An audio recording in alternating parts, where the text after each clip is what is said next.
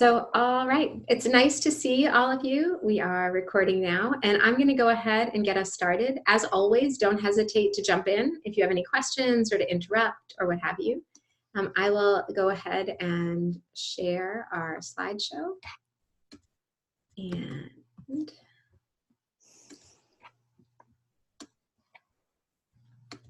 jump us right in. So this is our second synchronous session of the 3 that we'll have in this course. And our goal is to we'll just spend a couple of minutes checking in about the course, following up on module 2, the feedback that you all gave me about our last module, and some feedback I have for all of you collectively about your philosophy papers. And then we'll really talk about module 3, which is where we move out of thinking about curriculum theory per se into what the implications of that curriculum theory is for our own work with curriculum in our classrooms. And then we'll wrap up with what we have looking forward. So in terms of module 2, thank you everybody who filled out those surveys. I think we had about a 75% participation rate in those anonymous surveys. Many of you talked about theory to practice, that you said it was really useful to get a sense of where some of your curriculum ideas may have came from. Several of you talked about curriculum philosophies that you saw in practice at your school sites and some of the perceived disconnects or other ways that you built on those ideas. I have to say that I've taught this course for, I think, 4 years. I think I've taught 5 or 6 sections of the class. And overall, these were among the strongest set of curriculum philosophy papers that I've seen. So very effective writing overall. One of the things that I noticed in those surveys is when I asked the question about how much time you spend working on our course, you said everything from 2 hours to 25 hours a week, which is a tremendous range. And if you're spending 25 hours, that is far too much. Generally, we tell students you should spend about 6 to 8 hours a week working on a 3-credit graduate class. And so if you're in a face-to-face class, that would include your 3 hours in class plus about 3 hours of reading. In an online class, we generally say 6 to 8 hours because of the demands of online participation. Sometimes when you have like a paper you're writing or something, it might be a little more than that. But if you're spending much less than 6 or much more than 8, you should probably check in with me about course expectations or maybe some suggestions to become more efficient. Nobody should be spending 20 or 25 hours a week on this class. The other thing that came up in terms of deadlines is many of you said the deadline structure was working, but then there were a couple of folks that said, I'm having a really hard time with Wednesday deadlines. And so what we're going to try for this module is having that first deadline, if there's more than one, be Friday, and your second will be Sunday. So that if you have that full week to really get into whatever the first half of an assignment is, and then can wrap it up over the weekend. Now, I know there are some of you that really don't like to have to work on your classes on the weekends unless you have a paper due. So don't feel like you have to wait until Friday. If the Wednesday structure is working for you, take care of it on Wednesday so that you have more space and time over the weekend. And we'll check in again at the end of this module and see how it's working and if this feels like it's a relief to have a little bit more time, or if it feels like, nah, I'm waiting too long to do the work, or what have you. One thing to be aware of is that if we have your final post due on a Sunday, the next week still starts on that Sunday. And so don't leave everything and then find yourself just pushing it later, because you'll run into trouble with some of the bigger papers. One date to make sure you have in mind is that your Module 3 assessment, this is your curriculum analysis, which is a pretty substantive project, is still due on Wednesday, October 30th. We won't push that one till the Friday because I want you to have the chance to do some peer review. And then assuming you get your paper and peer reviews in on time, I give you a bonus 24 hours to make any last minute changes that you want to make to your paper before I grade it. And so we need to make sure we have that sort of scaffolded deadlines in order to give you the time for that. Does anybody have any questions about any of that or something that's on your mind that I didn't mention? Nope. No? Okay. So in terms of thinking about the Module 2 assessment, which was your philosophy paper, as I said, these were really strong papers. You will be an asset to each other during your peer review. And so it's always nice when we're in a class and we think, wow, there's some really effective writers in here, some folks that have really strong synthesis. I think you'll find that review process very useful, both to read somebody else's paper and also to get some feedback about yours. There is a sort of pervasive lack of clarity about when to quote, paraphrase, and summarize. I don't know the degree to which you've talked about this in some of your other classes, The way that I typically think about it is when we're in like undergraduate classes, we do a lot of quotation because what we're doing is essentially saying like, I know what this other person thought. When we move into graduate and professional writing, generally we only quote if there's no other way to say it better, or if the person who said it and the words they used are especially important. So this major governmental figure said this thing. We need to use their words to make sure we're really clear about it. Or this particular researcher made this very specific claim or very specific argument that I want to engage with. In those cases, it makes a lot of sense to quote. Otherwise, paraphrasing or summarizing makes more sense because you can weave it together and use other people's arguments to support your own. There are a couple of resources I linked in here, and I'll upload the PDF of this to Titanium. Excuse me, so that you are able to click on these links that have some great examples of how to paraphrase, summarize, and quote effectively.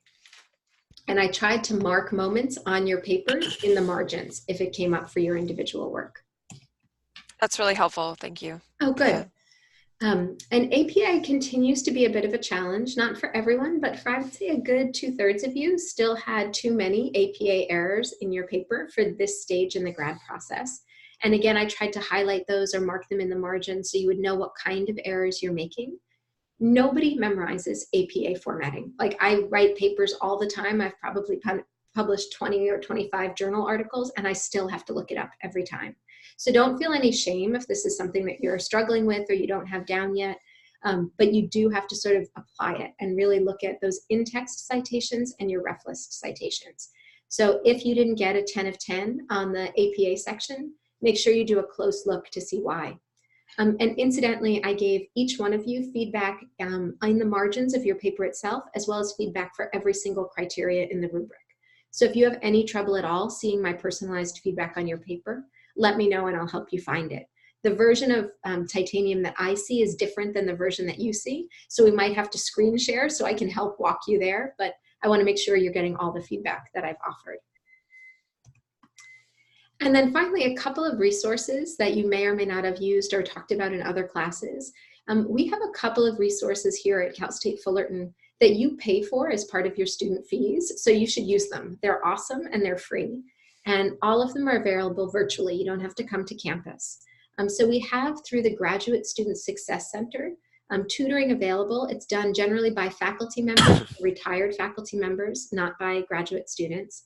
And they can work with you on organizing a paper, on doing a final proofread, on looking at APA stuff. You generally will have to schedule an appointment in advance, but you can schedule them face-to-face or online. So if you think that writing is something that's a little bit more challenging for you, or you sometimes run into trouble, you may want to schedule something for the end of October so you can sit with somebody about your paper before you turn it in. The other one is a software called Grammarly. Have any of you used it? You have? So. Yeah, it's really nice. And so it's super helpful. In a couple of your papers, I suggested running things through Grammarly because there were some proofreading errors or there were some sort of clause errors, things like that. And Grammarly is good at catching patterns in your writing to help you with that if anyone needs it. Any questions on any of these? I haven't checked. When are we going to get our papers back? Everybody has them back. And so I uploaded the final set of them today. And so it may be that if you checked yesterday, it wasn't there, but they're all available now. Okay, thank you. Great. And you were just cutting out again, so I don't know. Okay. Am I back? Yeah. Okay. Let me know. Interrupt if I cut out. Okay. Okay. So in terms of APA, these are 2 citations that I pulled from one of your papers. I don't remember who, so I can't tell you if it's somebody here. But I want to give you a second to take a look at these, and then we're going to talk about what the problems are with these 2 citations. Both of them have some errors in them.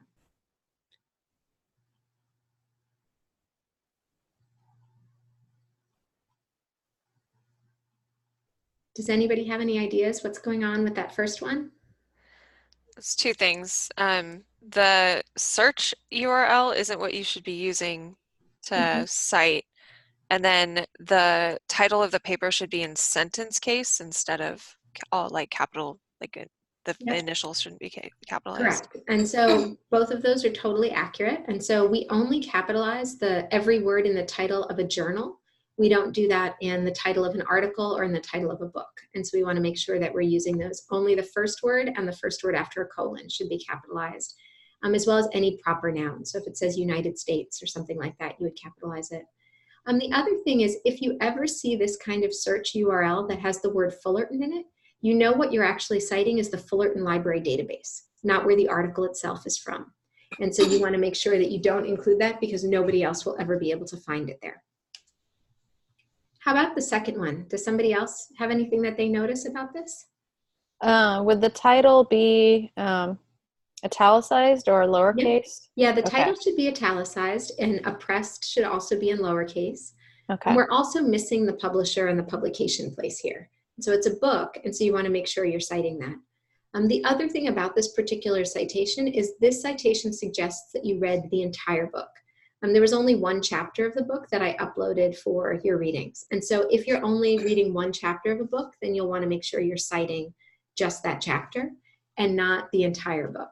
And part of that is because sometimes an author will say something that you really agree with in one chapter and something that totally contradicts everything that you're arguing in another. And so you want to be very clear about what it is you're citing. And so this is what those citations should look like if they were taken care of, if they had been done correctly. And the 1970/2002 is because this book was originally written in 1970 and it was reissued in 2002. A couple of you cited Freire and things he did in like 2017, but he died. He's not doing anything in 2017.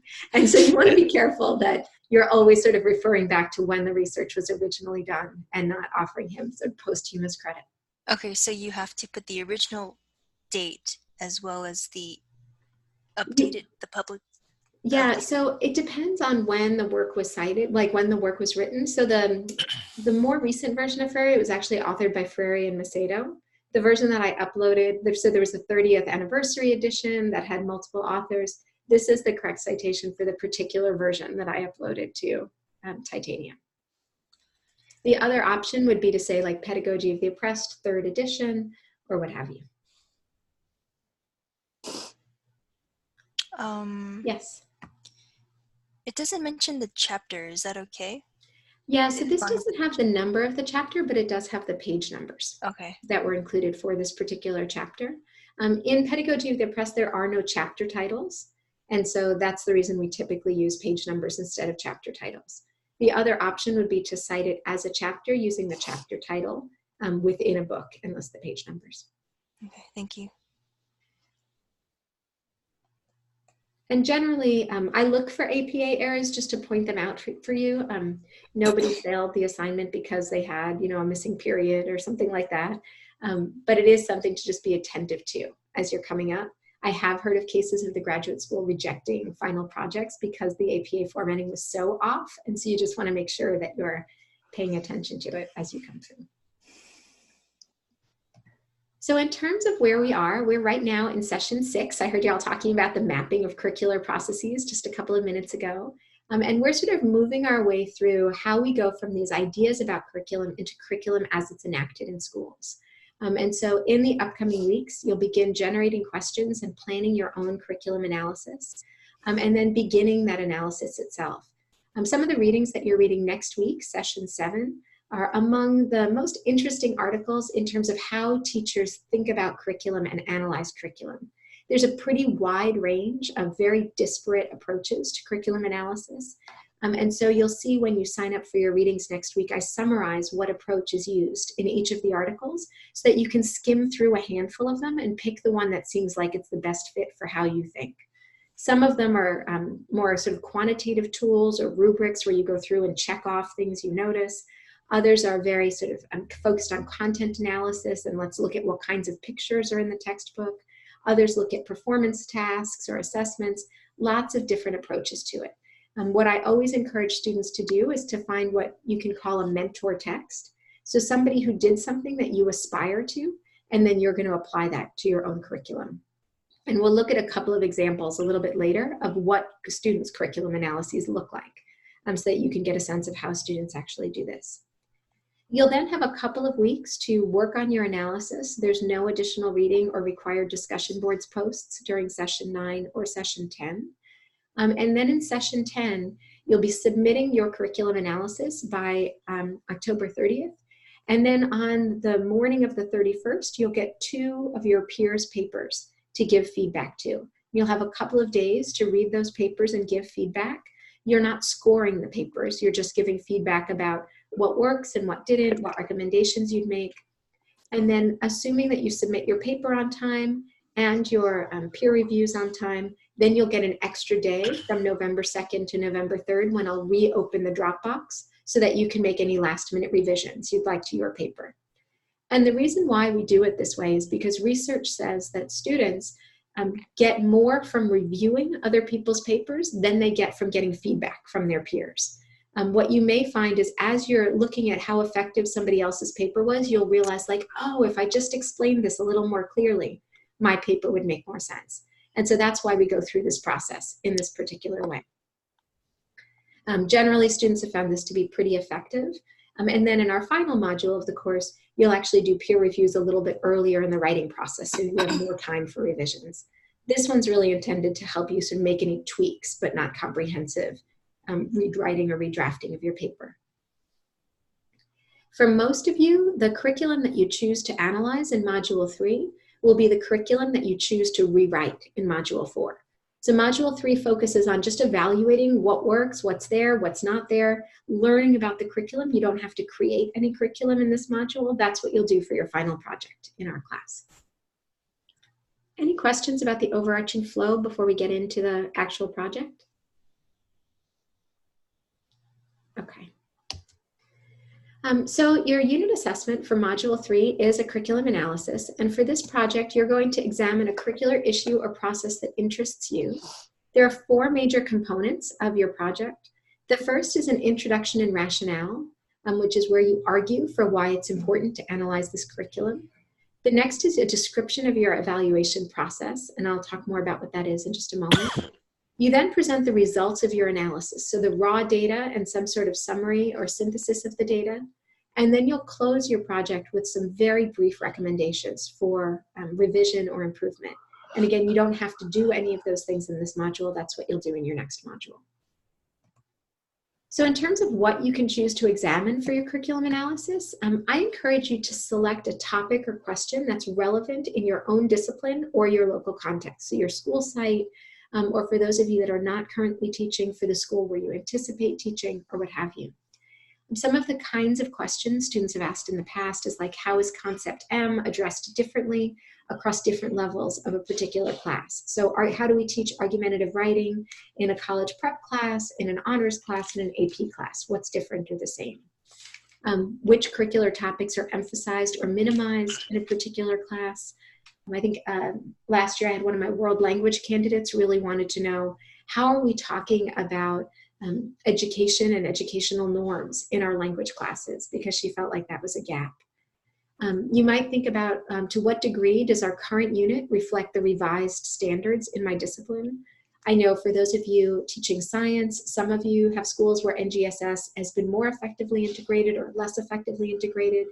For those of you in social studies, we have the FAIR Act, which comes up. How is that addressed or not addressed in your curriculum? For those of you in health courses, thinking about the California Healthy Youth Act might be something you want to consider, or what have you. And so if you see standards changing, or if your school's implementing new priorities around service learning or this or that, you might evaluate how your curriculum addresses that.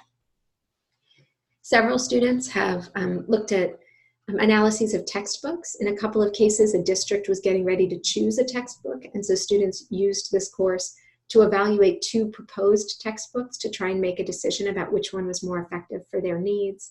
And in other cases, if you have a syllabus or a course plan or a scope and sequence for a discipline or a grade level, you might look at that sort of big picture macro emphasis on curriculum.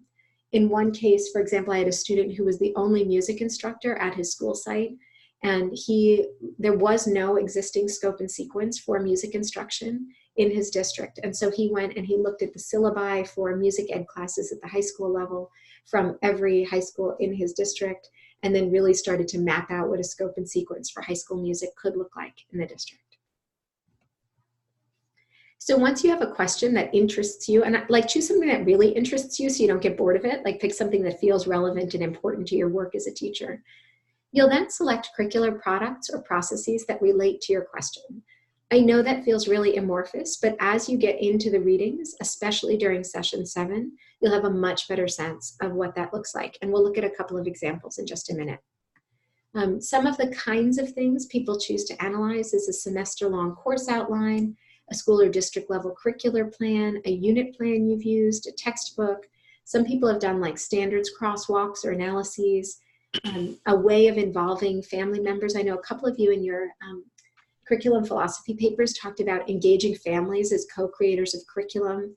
If your school has a process for that, you might examine what that process looks like, or what have you.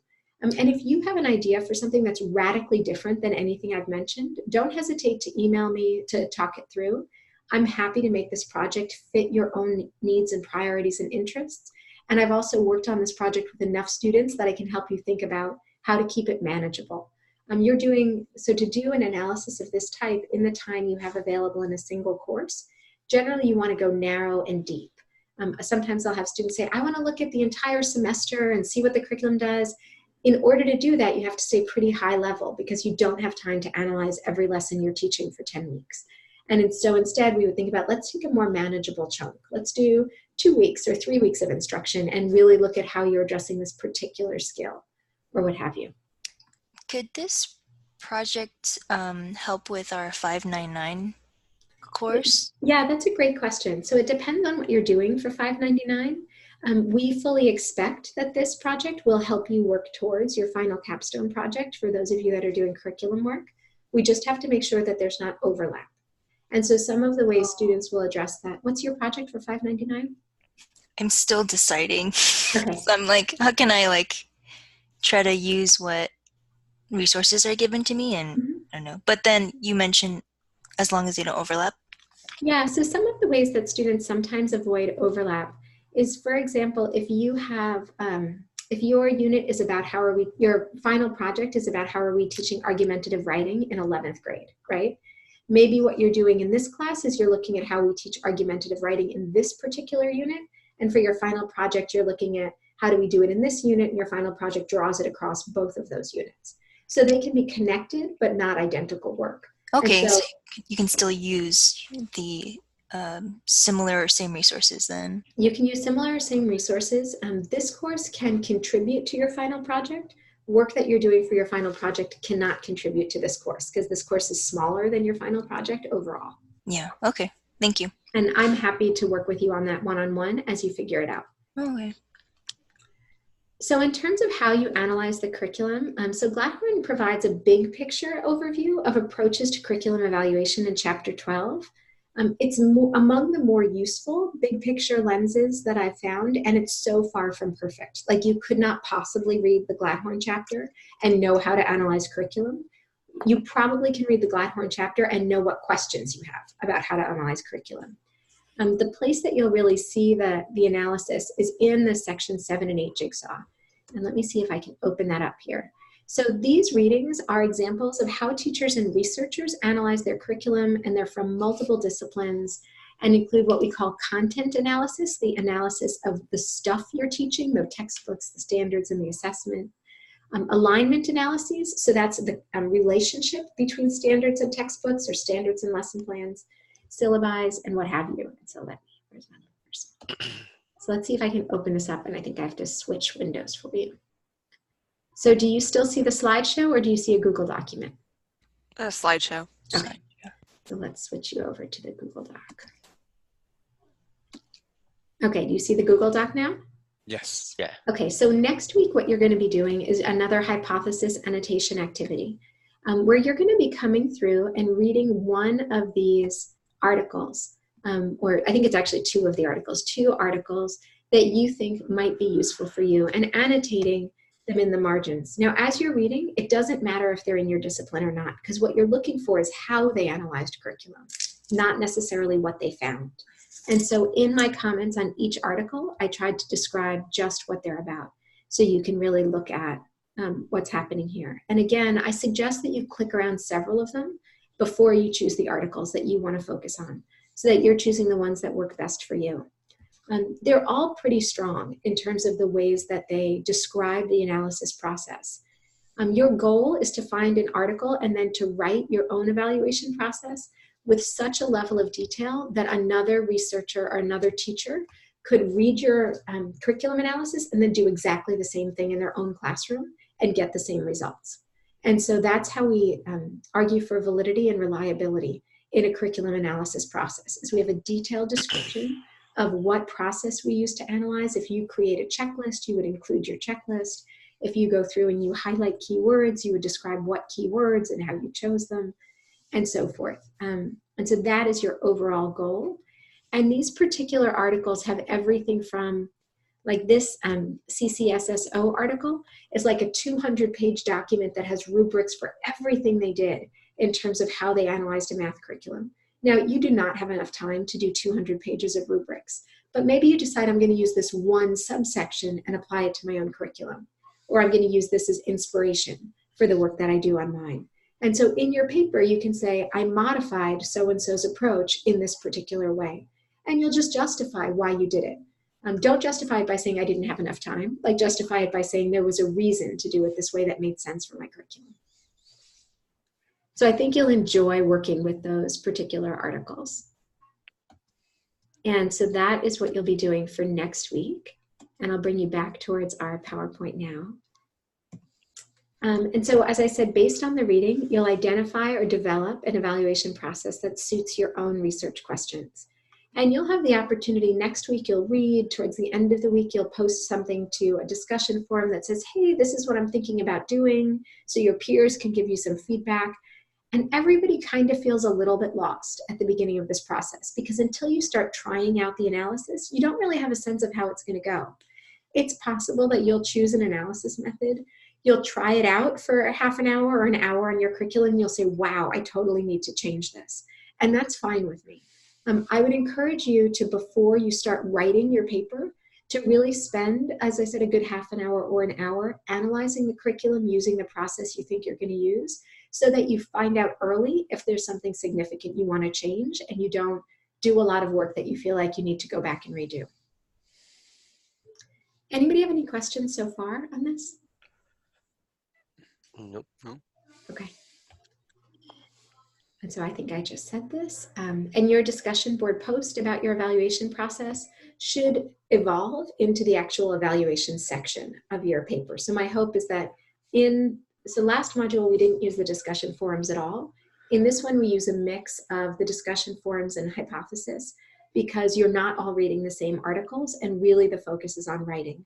And so each of your discussion assignments is designed to be sort of a rough draft of part of your paper, so that you're building your way towards your final analysis at the end of the module. You are welcome to collaborate with a peer on this project, and there are lots of ways to structure that collaboration. Some of the possibilities that have seemed to work pretty well is that two students in the same discipline co-author an analysis focusing on a single common curricular artifact or process. And so the two of you work together and say, we are going to analyze this particular course, and we're going to work together on every aspect of it. Another way people approach it is that two students in the same discipline will co-author analysis focusing on a common topic and process, but you teach in different schools and you have different curriculums. So you decide together, we're going to use this rationale and this evaluation process. I'll analyze my unit on, I don't know, statistics, and you analyze your unit on statistics. And we'll evaluate what the strengths and weaknesses are of each of these units using the method that we put together. And then we'll include both sets of data in our final paper itself. I've also had students in different disciplines co-author an analysis focusing on a common topic and process, but each evaluating something relevant to their own discipline. So there were two students, one was a science student and one was an art student, and they both had, strangely enough, units that related to Frankenstein and the ways in which like genetic engineering was happening in science classes and the ethics of genetic engineering. And then the teacher in the ELA class had students reading Frankenstein and thinking about genetic engineering. And so they decided to co-author an analysis, the science student analyzed this particular unit through the lens of NGSS, and the English teacher analyzed it through the lens of critiquing informational text and understanding context. And they put together an analysis together that included both sets of data. And there might be something else that I haven't thought of or seen before. So if you and somebody would like to write together, don't hesitate to check in with me and say, hey, this is what we're thinking of doing. Does this work? What recommendations do you have? I would not suggest working with a group bigger than 2. It's just too many schedules to coordinate and too much tension around responsibilities. One thing that's important to know is that if you work with a peer, you will submit 1 paper and receive 1 grade. So it's not like we collaborated, but this is my part of the paper and this is your part of the paper. Instead, it would be 1 product that you both have ownership over. And so you'd want to be really careful that you're comfortable enough with the peer you're working with that you can say, hey, I think we need to change page 2, even though you took the lead on that section. And also that you trust their citation processes. One time I had 2 students collaborate on, I don't remember if it was this class or another class, but it was a grad class and they collaborated on the project and one of the students plagiarized part of the paper without the knowledge of their partner. And they both ran into academic integrity problems rather. So you want to make sure that you really stand behind anything you're submitting with your name on it. Does anybody have any questions about collaboration? Nope. No? Okay. And is my internet okay? Yeah. Yeah? Yes. Great. All right. So before we sort of move into like rubrics and looking at some sample papers, does anybody have any big picture questions? Or ideas for what you might want to do? I have my idea that something I wanted that came up in our research class over the summer. So the big trend right now is social emotional learning skills. I'm not sure if it's just at my school. I've heard it's not, but I don't know if you guys have this happening. Yeah, we do too. PBIS. Yeah, we have the PBIS, and then we're going to also implement like a positive behavior program, which we've started, but then we're going to add more curriculum on social emotional learning. So what I'm going to do is pair how the benefits of art education support social emotional learning skills. And our art students for the state of California were republished in January after 20 years. And so I'm going to be pairing 6th, 7th, and 8th grade standards with lessons that support social emotional learning and featuring the benefits of art ed. So it's going to be like a nice clean document that's helpful for administrators to kind of understand that concept, because we've noticed in electives a lot of times they don't have time to really understand the art world. So it might just direct, straightforward is kind of my goal. Great. And so in thinking about that particular topic, Courtney, you'll want to make sure that in this paper you're not arguing for anything, but instead you're trying to get a sense of what's there and what's not there. And so maybe you develop a set of criteria for effective social emotional learning. Then you have the art standards that you're thinking about, and then you look at some set of lessons to evaluate which of the criteria do they meet and which do they not yet meet. And then what you would do in that, and that would be this project. And then your next project, maybe you're thinking about filling in the gaps. Based on research, this is what I developed this new lesson, or I think we should tweak this lesson in this particular way, or something like that. So, so you can actually sort of walk your way through the rest of the course with that project. Okay, sounds good. Thank you. You're welcome. Does anybody else have an idea they want to toss out? Not yet. It's a lot to think about, sort of off the cuff. What am I going to do? And so some of what you might want to think about is, first we'll talk about what you have to write, and then we'll look at a couple of examples from former students.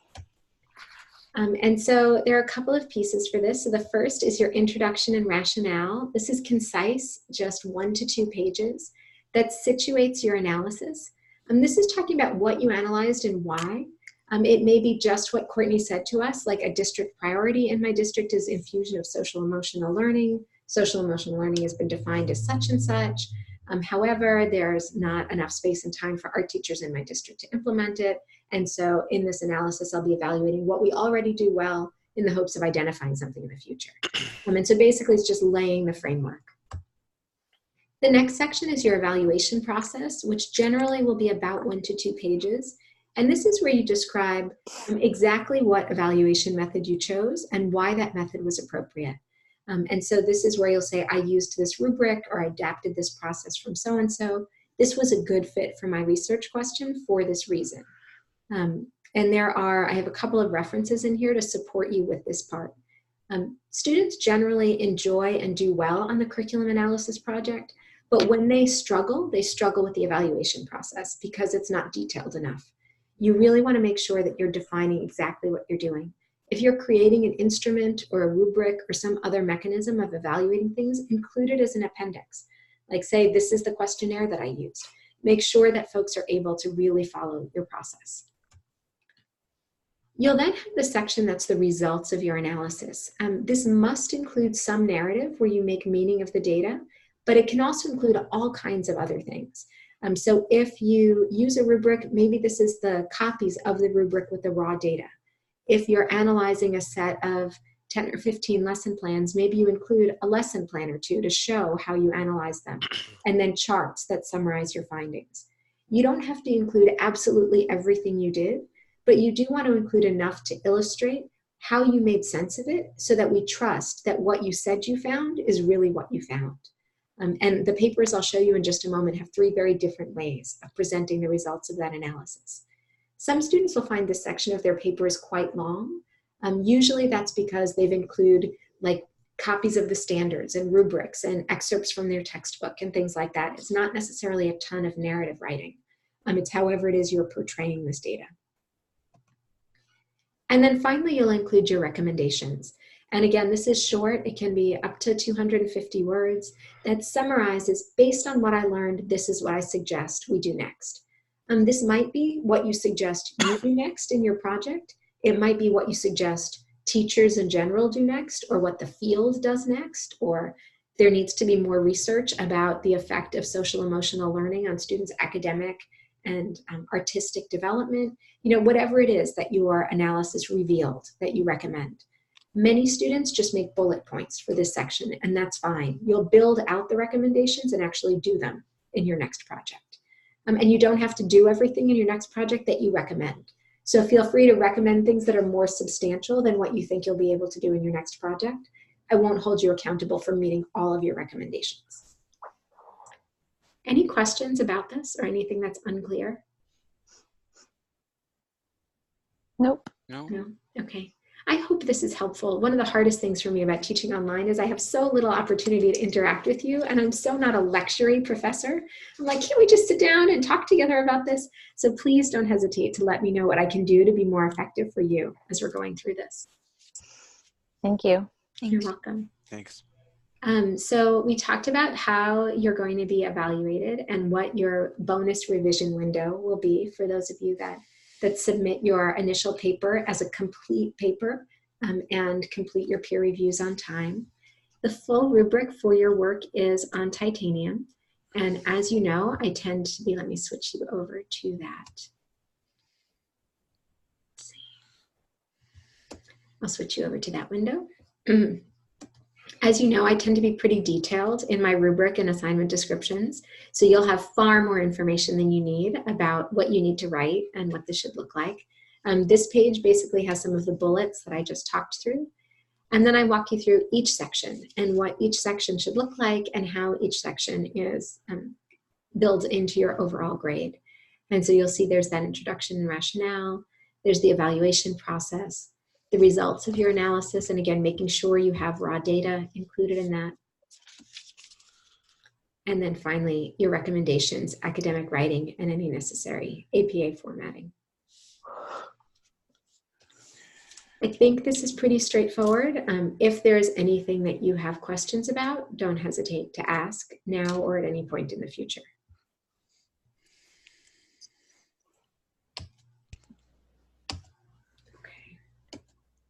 I might want to, if you have time, just meet to chat about how this might fit with my 599 project. Absolutely, I'd be happy to. Okay. So there are 3 sample papers that we have available up on titanium. And let me get us over there.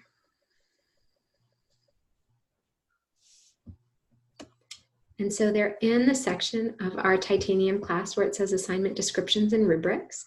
And we have samples of the module assessments from past semesters. And you'll see samples for both Module 3 and Module 4. I only included 3 examples for Module 3 because these were ones that were especially effective. Module 4 for the curriculum interventions, they take so many different forms. I thought it was helpful to have a wider range. One thing that's really interesting is several students have gone on to publish the results of their work in a major journal. And so you have 2 examples, one from Rebecca Stowe, who was looking at culturally responsive teaching in a Lakota classroom, which is where she taught. And so she analyzed her curriculum in Module 3, determined that it was not culturally responsive, designed a new unit, and then that unit was her Module 4 assessment. And then for her final capstone project for the master's degree, she did a curriculum project where she taught it and evaluated it and went on to publish the results of that work. And then just about 3 weeks ago, a student that I had last semester, also in social studies, he had done a Module 3 assessment around justice then and now, and what does it mean to investigate social justice in history. He evaluated his curriculum.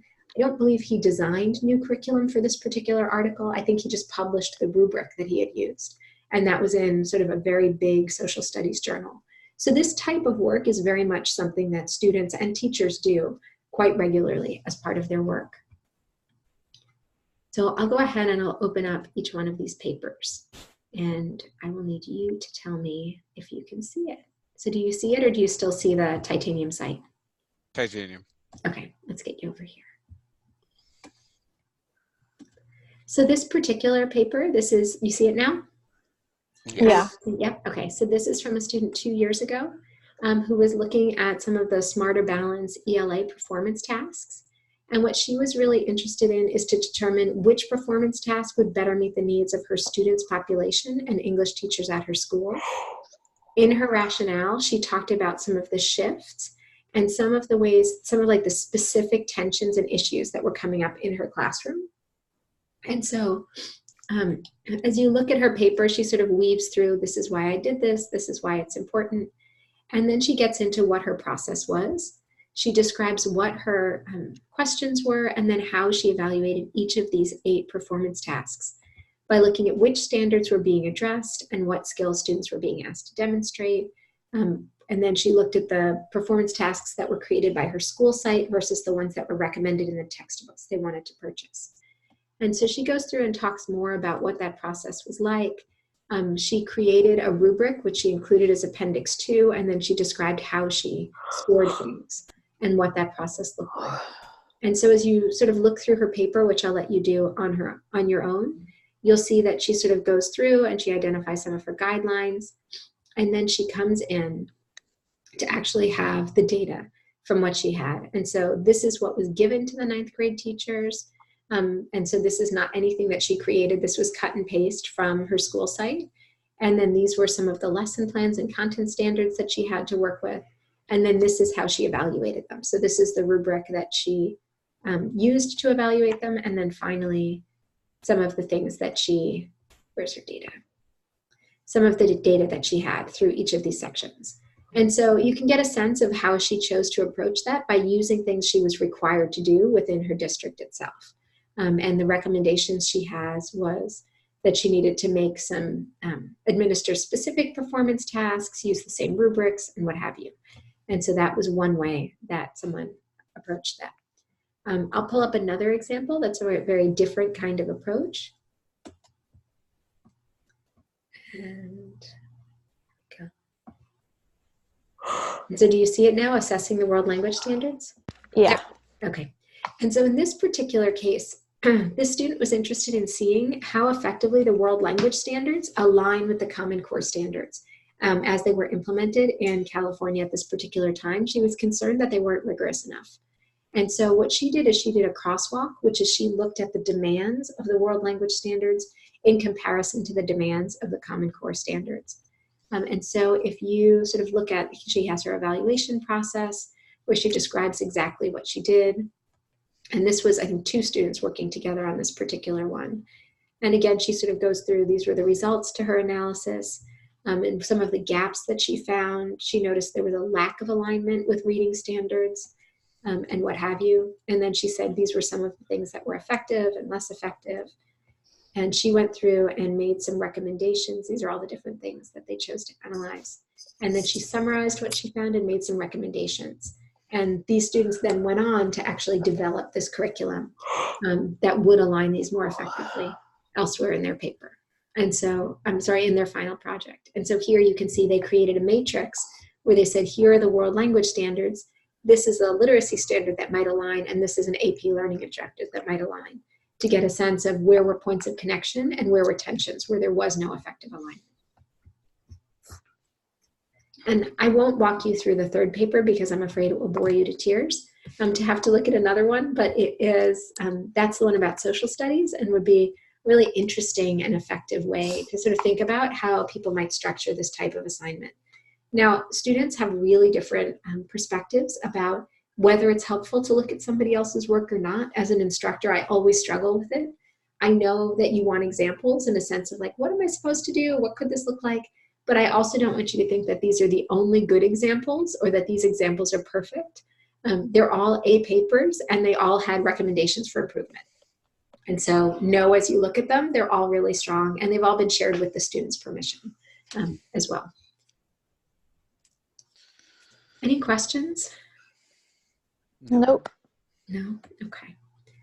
So in terms of what you'll be doing with this, as I said before, in our final module, you'll build out your recommendations into a formal research-based proposal for a curricular intervention. That will feature both a literature review as well as your proposed curriculum. And as I said before, it can, but doesn't have to, lay the foundation for your capstone project for the master's overall. And as I said before, if you're currently in an independent study or a project class, I encourage you to choose something that's complementary to but doesn't overlap this. What we will ask you to do, if you want to choose the same topic or the same focus for this class in your independent study, is once you decide what you're going to do in this class and what you're going to do in that class, you'll email both your professors to say, this is what I'm doing in one class and this is what I'm doing in the other. So we're all on the same page, and you have in writing that we agreed to that. And nobody turns around and says, wait a minute, you turned in the same paper, when you know that's not what you did. And so we just want to make sure that you are fully protected as you're thinking about this. But we encourage you to be efficient about the work. And so we can help you think about how to make this all build towards whatever your final goal is. Can I ask a quick question? Absolutely. So in regard to that, if we already know what our topic is going to be, when would we be assigned the person who's overseeing or teaching our 594 class, so that we can make sure that we don't do that and that we have So that's a great question. So if you're not currently in 594, you don't need to worry about it, because what you will do when you're assigned to 594 is say, this is what I did in 536. Now here's what I hope to do in 594. It's more of an issue if you're in both classes at the same time. Well, I talked to Dr. Street about starting early, since I'm having a baby in February. Yeah. And then I just read before our meeting through the handbook, and it says we need to get approval in advance. So those are just my concerns, I guess. And so what I would say you should do is think about what you'd like to do in 536 and how what you're going to do in 594 will build upon that. And then you can send Chris and I an email that says, this is my proposal. How does that sound? Okay. And we're in touch as faculty. We talk to each other all the time. And so we'll talk about it. We'll get back to you pretty quickly. It's not something to have anxiety about. And so we expect that this course builds into that.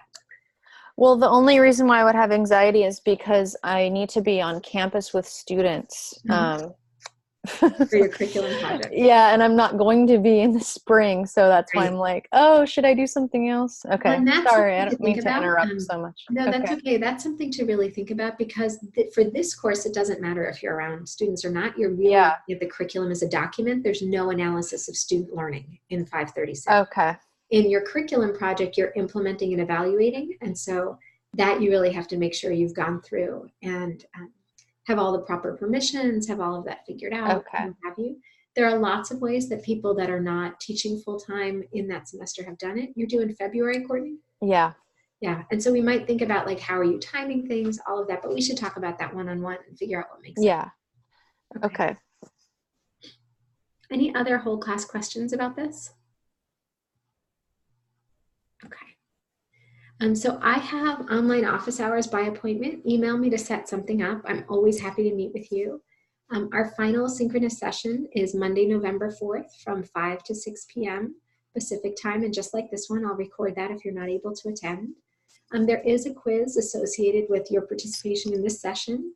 The 2 questions on it are, what am I changing in response to your feedback?